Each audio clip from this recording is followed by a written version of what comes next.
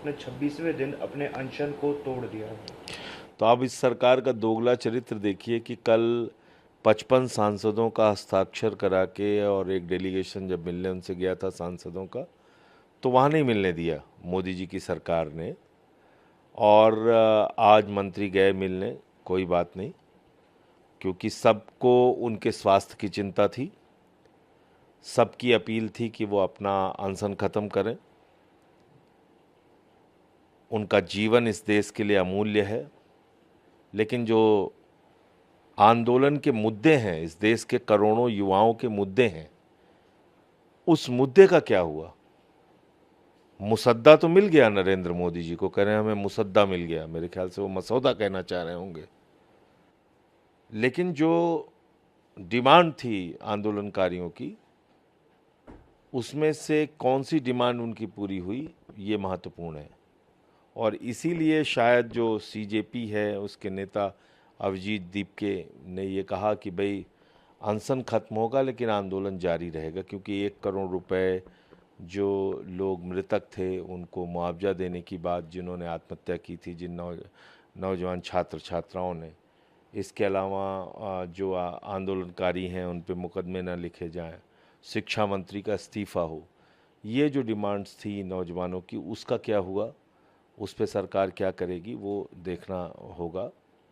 और जहाँ तक आम आदमी पार्टी का प्रश्न है, इस देश के करोड़ों युवाओं का आंदोलन है, जब तक ये आंदोलन चलेगा हम लोग आंदोलन के साथ हैं, नंबर 1।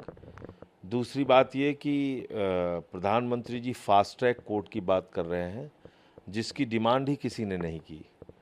फास्ट ट्रैक कोर्ट की असलियत ये है कि इस देश में बलात्कार के मामलों से लेकर एसिड विक्टिम के मामलों से लेकर तमाम चीज़ों में फास्ट ट्रैक कोर्ट बनाने का प्रावधान है।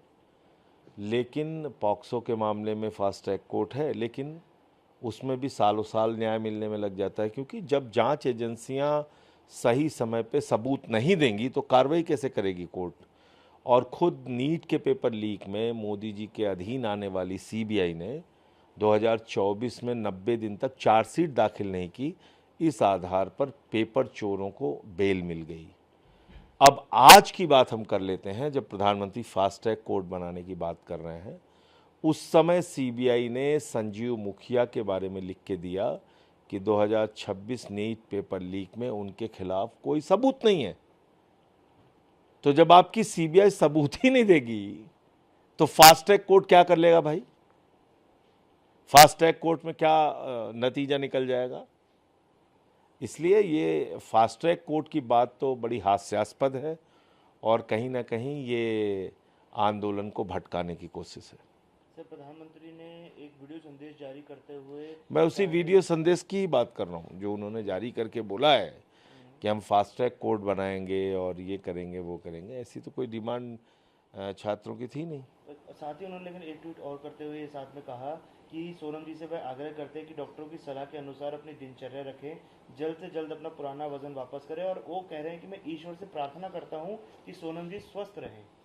देखिए ऐसा है, हुजूर आते आते बहुत देर कर दी। 25 दिन से सोनम वांगचुक जी आमरण पे थे, प्रधानमंत्री को उनकी सुध लेने की फुर्सत नहीं मिली। पूरी दुनिया की सैर उन्होंने की, मेलोडी चॉकलेट उन्होंने खाई, लेकिन एक व्यक्ति अपना जीवन दांव पे लगा के नौजवानों का मुद्दा उठा रहा था, उसके बारे में बातचीत करने की फुर्सत प्रधानमंत्री को नहीं थी। जब वो देख रहे हैं कि आंदोलन का विस्तार पूरे देश में हो रहा है, तब वो ये सारी चीज़ें कर रहे हैं, तो उनका ये दोहरा चरित्र लोग समझ रहे हैं।